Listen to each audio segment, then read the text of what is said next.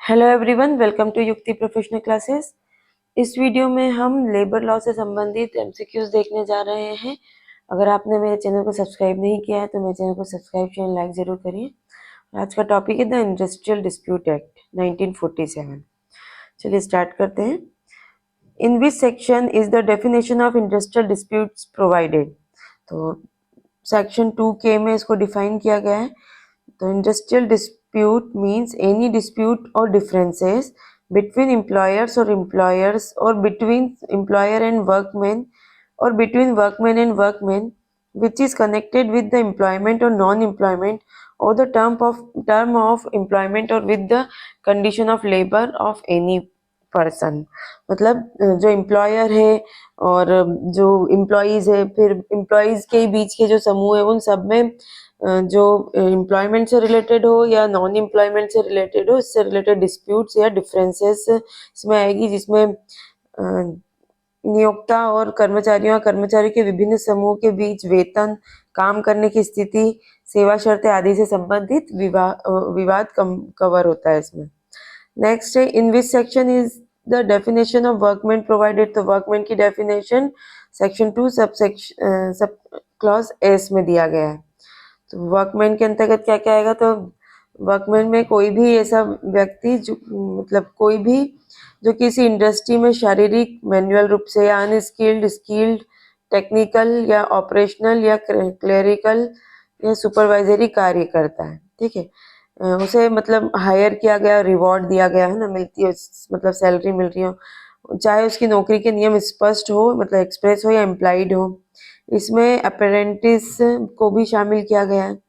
तो workman includes जो वह व्यक्ति जो औद्योगिक विवाद से जुड़ा होता है, इंडस्ट्रियल डिस्प्यूट से जुड़ा होता है, जिसे निकाल दिया गया हो, डिसमिस कर दिया हो ना, या डिस्चार्ज कर दिया गया हो, या उसकी रिट्रेचमेंट, छटनी कर दी गई हो और यह विवाद से संबंधित हो, तो ये भी वर्कमैन में आ जाएंगे। मतलब विवाद से संबंधित है और वो क्या डिसमिस कर दिया इसलिए, या उसको डिस्चार्ज कर दिया या रिट्रेचमेंट कर दिया और वो विवाद में, तो वर्कमैन में ही आ जाएगा। या जिसकी छटनी, बर्खास्ती या सेवा समाप्ति ने औद्योगिक विवाद को जन्म दिया हो। नेक्स्ट है कि वर्कमैन में एक्सक्लूड क्या क्या होगा। तो इसमें शामिल नहीं है मिलिट्री सर्विस के अंतर्गत आने वाले व्यक्ति। तो इनमें से जो एक्ट है कि air force act, army act, navy act, तो इसके अंतर्गत आने वाले जो भी व्यक्ति आएंगे, जो भी पर्सन जो सेवाएं देने, वो वर्कमैन में नहीं आते हैं, ठीक है। फिर पुलिस सेवा में जो पुलिस सर्विसेज में है ना, प्रिजनर एम्प्लॉयज जो है, ये सब नहीं आएंगे। मैनेजरियल और एडमिनिस्ट्रेटिव पद पर कार्य करने वाले व्यक्ति, सुपरवाइजरी कार्य करने वाले व्यक्ति जिनका वेतन 10,000 प्रति माह से अधिक हो, जो अपने पद की प्रकृति या प्राप्त अधिकारों के आधार पर मुख्य रूप से प्रबंधकीय कार्य करते हैं। मतलब जिनकी सैलरी 10,000 से ज्यादा और जो अपने उनकी जो पोस्ट है वो मैनेजमेंट काम करने के लिए, मैनेजरियल कार्य करने के लिए, फंक्शंस करने के लिए है, तो वो सब भी वर्कमैन में इंक्लूड नहीं होंगे। तो डेफिनेशन ध्यान रखिएगा। Which of the following is included in the definition of industry under the act. तो इंडस्ट्री में क्या क्या आ जाएगा? Trade, business, manufacturing, service, handicraft वगैरह, ये सब आ जाएंगे। सेक्शन 2J में इंडस्ट्री को मतलब बताया गया है। तो इंडस्ट्री इंक्लूड्स, इसमें क्या शामिल है? Any business, trade, undertaking, manufacturing, calling of employers, ठीक है, any calling service, employment, handicraft, industrial occupation, avocation of workman. तो इनमें से ये जो भी है ये सब इंडस्ट्री के अंतर्गत आता है। नेक्स्ट है which of the following is considered public utility service under the act. तो पब्लिक यूटिलिटी सर्विस जो है, सार्वजनिक उपयोगिता सेवा, किसको माना गया है? तो रेलवे एंड ट्रांसपोर्ट सर्विस है, ये भी पब्लिक यूटिलिटी का है। Telephone and postal services, electricity and water supply, तो ऑल ऑफ द अबव इसका राइट ऑप्शन होगा। ये सब पब्लिक यूटिलिटी सर्विस में आती है।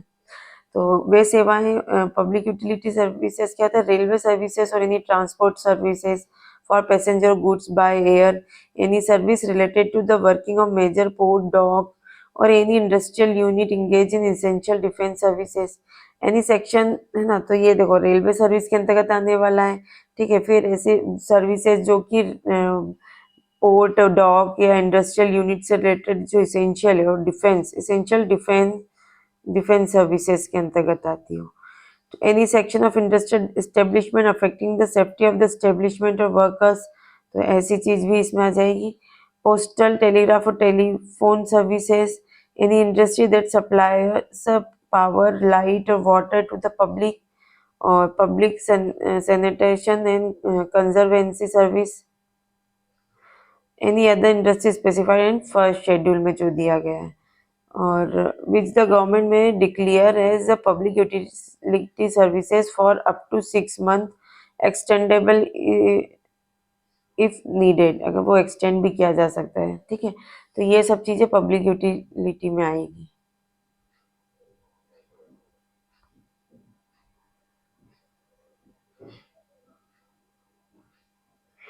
नेक्स्ट है, who is considered as a employer in the industry run by the central और state government.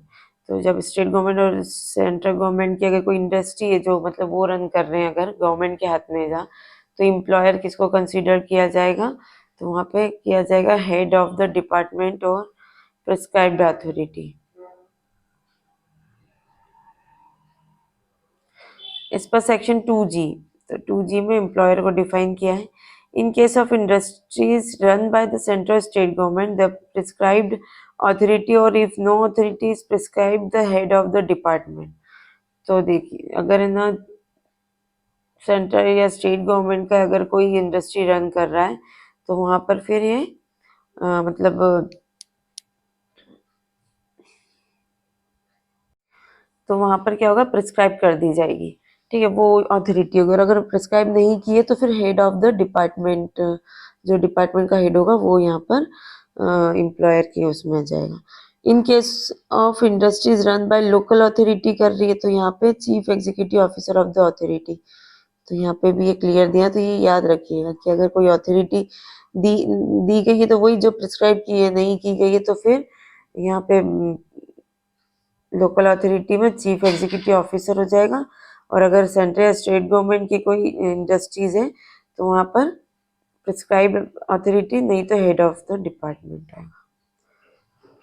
Next, what is the initial maximum period for which the government can declare an industry as a public utility service. ठीक है, मतलब government क्या कर सकती है, किसी भी इंडस्ट्री को स्टार्टिंग में क्या कर सकती है, मैक्सिमम कितने टाइम पीरियड के लिए पब्लिक यूटिलिटी सर्विस घोषित कर सकती है, कितने टाइम पीरियड के लिए मिनिमम, तो वो 6 महीने तक के लिए कर सकती है।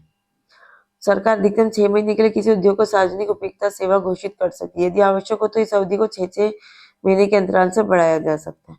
Which of the following services does not fall under public utility service. अब इसमें से पब्लिक यूटिलिटी सर्विस में क्या नहीं आएगा, पोस्टल सर्विस आता है, बैंकिंग सर्विस नहीं आएगा, इलेक्ट्रिसिटी और वाटर सप्लाई ये सब पब्लिक यूटिलिटी सर्विसेज में आती है।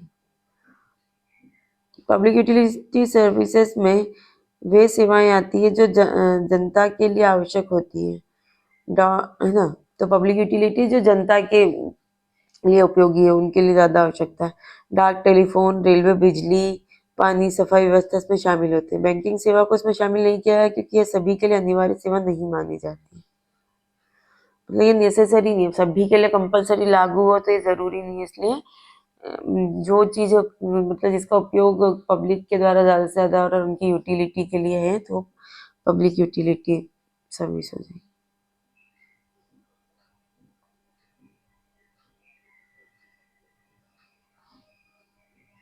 Who is consider an employer in a local authority run industry. जो लोकल अथॉरिटी, जो स्थानीय प्राधिकरण द्वारा अगर कोई वो चलाया जा रहा है इंडस्ट्री, तो वहां पर एम्प्लॉयर किसको कंसिडर किया जाएगा। लोकल अथॉरिटी हमने देखा था, CEO, chief executive officer.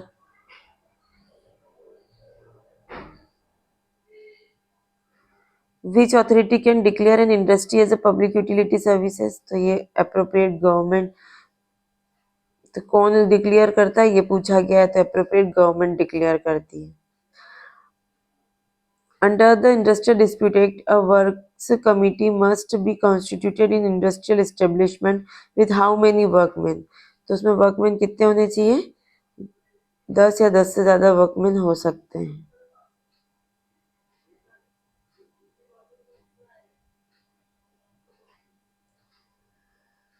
According to section 3 subsection 1, a work committee is required in industrial establishment where 100 or more workmen have been employed in the past 12 months. पिछले 12 महीने में 100 या 100 से ज़्यादा व्यक्तियों ने मतलब वर्कमैन ने काम किया हो.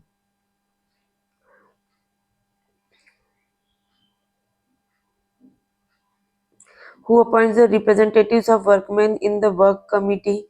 तो ये जो वर्क कमिटी के जो है उसमें वर्कमैन का रिप्रेजेंटेशन को कैसे होगा, तो वो workman in consultation with trade union के साथ वर्कमैन को क्या करना पड़ेगा, परामर्श करके करना पड़ेगा. As per section 3 subsection 1, workmen's representatives in the work committee must be chosen in consultation with their trade union registered under the Indian Trade Union Act 1926. मतलब यहाँ पे जो वर्कमैन है उनका जो रिप्रेजेंटेशन जो करने वाला है उनका जो सिलेक्शन होगा वो कैसे होगा, जो इंडियन ट्रेड यूनियन एक्ट है उसके तहत जो प्रोसेस दे रखी है उसके तहत उसको मतलब सिलेक्ट किया जाएगा उनके रिप्रेजेंटेटिव को. What is the primary function of the work committee? Work committee का क्या काम है? तो वर्क कमिटी का काम है maintain piece and good relation between employers and workman. तो इनके बीच अच्छा संबंध स्थापित करना इसका मुख्य उद्देश्य है. According to section 3 subsection 2, the main duty of the works committee is to promote amity and good relation between the employer and workman. तो उनके बीच अच्छा रिलेशन हो सके, इस वजह से ये कमिटी बनाई गई. उसका मुख्य कार्य यही है कि इस तरीके से कार्य करे कि उनमें रिलेशन अच्छे रहे. Who appoints conciliation offers under the industrial dispute act? तो कंसिलेशन जो ऑफिसर है उसकी अपॉइंटमेंट कौन करता है इस एक्ट के तहत? तो अप्रोप्रिएट गवर्नमेंट इसके अपॉइंटमेंट करती है. Section 4 subsection 1, conciliation officer are appointed by the appropriate government to mediate and promote the settlement of industrial dispute. तो इंडस्ट्रियल डिस्प्यूट को क्या सेटल करना है और इस चीज को सेटल करने के को प्रमोट करने के लिए इसको अपॉइंट किया जाता है, कंसिलेशन ऑफिसर को अपॉइंट किया जाता है. What is the main role of conciliation officer? अब कंसिलेशन ऑफिसर का काम क्या है? अपॉइंट तो हो गया लेकिन इसका काम क्या है? तो to mediate promoter industry dispute settlement. तो यहाँ पे जो मीडिएट मतलब वो आर्बिट्रेशन में मीडिएशन का काम करेगा यहाँ पे इंडस्ट्रियल डिस्प्यूट को सेटल करने के लिए. To mediate and promote industrial dispute settlement. Section 4 subsection 1, the conciliation officer is responsible for mediation and promoting settlement in industrial disputes. मतलब वही है कि औद्योगिक विवाद में क्या है कि जो मध्यस्थता है और उनके समाधान को बढ़ावा देना होता है. जो औद्योगिक विवाद में मतलब उस डिस्प्यूट को सॉल्व करना है और उसको सॉल्व करने के लिए सॉल्यूशन को बढ़ावा देना है. Who appoints the board of conciliation? Sulah board की नियुक्ति कौन करता है? Appropriate government. Section 5 subsection 1, the appropriate government may establish a board of conciliation to promote industrial dispute settlement. ठीक है, तो सबसेक्शन 1 में बोला है सेक्शन 5 के कि अप्रोप्रिएट गवर्नमेंट एस्टेब्लिश करेगी ये बोर्ड ऑफ कंसिलेशन. और क्यों करेगी? क्योंकि प्रमोट करना इंडस्ट्रियल डिस्प्यूट सेटलमेंट, इस सेटलमेंट को प्रमोट करने के लिए. How many members can be in the board of conciliation? Conciliation में कितने होने चाहिए? Either 3 or 5. As per section 5 subsection 2, the board of conciliation consists of a chairman and 2 or 4 other members. है ना. तो यहाँ पे क्या होगा, सेक्शन 5 में इसका जो कॉन्स्टिट्यूशन बताया कि कैसे बनेगा, तो इसमें एक चेयरमैन होगा, अध्यक्ष होगा, 2 या 4 अन्य सदस्य होंगे जैसा भी रिक्वायरमेंट हो. Who must be the chairman of the board of conciliation? अब बोर्ड जो है उसका चेयरमैन कौन हो सकता है? तो इंडिपेंडेंट पर्सन होना चाहिए. Section 5 subsection 3, the chairman of board of conciliation must be independent person. तो इंडिपेंडेंट पर्सन होना चाहिए. नेक्स्ट है, who has the authority to establish labour code? Labour code कौन एस्टेब्लिश कर सकता है? तो एप्रोप्रिएट गवर्नमेंट कर सकती है. सेक्शन 7 के अकॉर्डिंग जो लेबर कोर्ट है उसकी स्थापना उपयुक्त सरकार मतलब अप्रोप्रिएट गवर्नमेंट द्वारा ऑफिशियल गेजेट में नोटिफिकेशन के द्वारा की जाती है। How many members are there in a labour court? Labour court में कितने मेंबर्स होंगे? तो 1। सेक्शन 7 सबसेक्शन 2 लेबर कोर्ट में केवल एक व्यक्ति से ही मिलकर बनता है जिसे उपयुक्त सरकार मतलब अप्रोप्रिएट गवर्नमेंट द्वारा नियुक्त किया जाता है। नेक्स्ट है Who among the following is not eligible to be appointed as a presiding officer of a labor court? तो इसमें से कौन ऐसा पर्सन है जो लेबर कोर्ट का प्रिसाइडिंग ऑफिसर बनने के लिए एलिजिबल नहीं है? ठीक है, तो यहाँ पे जो एलिजिबल नहीं है वो है person with 1 year experience in labour department, जिसके पास 1 साल का एक्सपीरियंस है लेबर डिपार्टमेंट का, है ना, तो वो उस व्यक्ति का उसका मतलब अपॉइंट होने के लिए वो अयोग्य है। तो फिर क्या वैलिड है? 3 वर्ष के लिए जिला न्यायाधीश हो, 7 वर्ष के लिए किसी न्यायिक पद पर कार्यरत व्यक्ति हो, उच्च न्यायालय का न्यायाधीश हो। तो इनमें से क्राइटेरिया होगा पर ये नहीं है।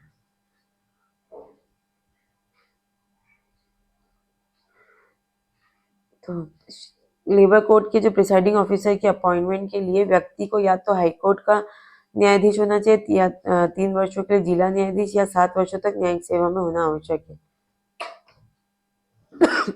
Sorry. Who establish an industrial tribunal? Industrial tribunal कौन बनाता है? अप्रोप्रिएट गवर्नमेंट बनाती है। तो सेक्शन 7M इसके बारे में बोला है। How many members are there in the industrial tribunal? तो ये जो होता है एक ही होता है।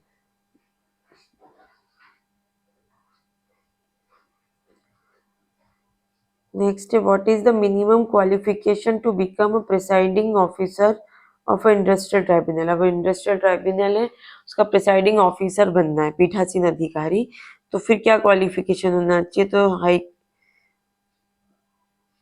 जज ऑफ हाई कोर्ट उच्च न्यायालय का न्यायाधीश होना चाहिए।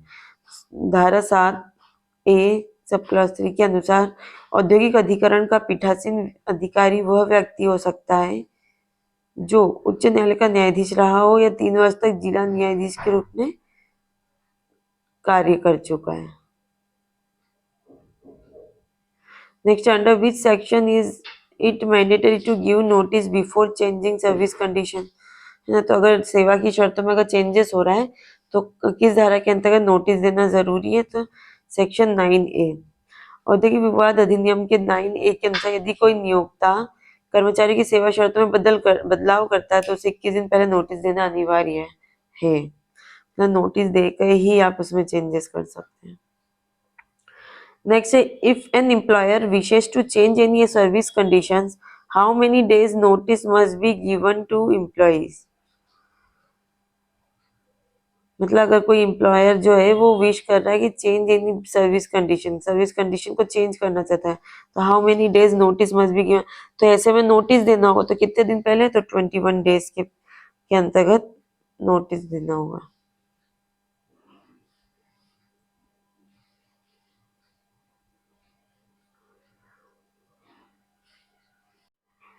Next, in which cases is the employer not required to give notice before changing services condition? मतलब अभी तो हमने था कि अगर कोई भी चेंज होता है सेवा शर्तों में तो 21 दिन के अंदर नोटिस मतलब देना होगा पहले। और अब ये पूछा गया इसमें कि किन परिस्थितियों में देना जरूरी नहीं है, तो यहाँ पे दे दिया कि जब किसी जो परिवर्तन जो कराए जो चेंजेस हो रहे हैं वो किसी समझौते या पुरस्कार के तहत किया गया, ऑलरेडी डिसाइडेड था, है ना, या अवार्ड के तहत किया है या किसी सेटलमेंट के तहत किया है, तो यहाँ पर कोई नोटिस देना आवश्यक नहीं है।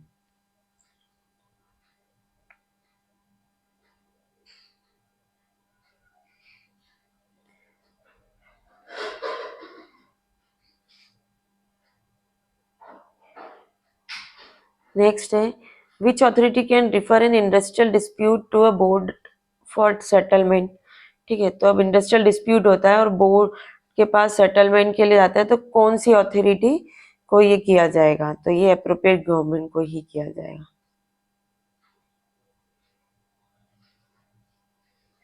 मतलब यहाँ पे बोर्ड के ये अप्रोप्रिएट गवर्नमेंट है वो औद्योगिक विवाद को निपटाने के लिए बोर्ड को रेफर करेगा केस को। What is the obligation of the government when a dispute relates to a public utility service? अब जो पब्लिक यूटिलिटी सर्विस है उससे रिलेटेड कोई डिस्प्यूट है तो गवर्नमेंट के पास क्या ऑब्लिगेशन है?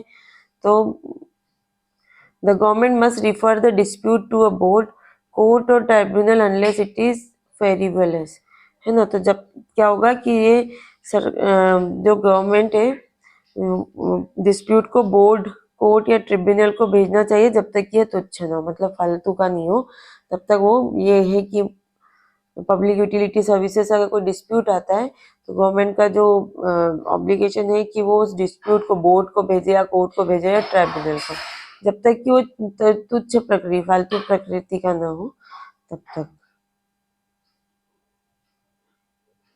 सेक्शन 10(1) के अनुसार यदि विवाद सार्वजनिक उपयोगिता सेवा संबंधी से है और धारा 22 के तहत नोटिस दिया गया हो तो सरकार को इसे ट्रिब्यूनल को भेजना आवश्यक है जब तक कि यह स्पष्ट रूप से तुच्छ या दुर्भावनापूर्ण न हो।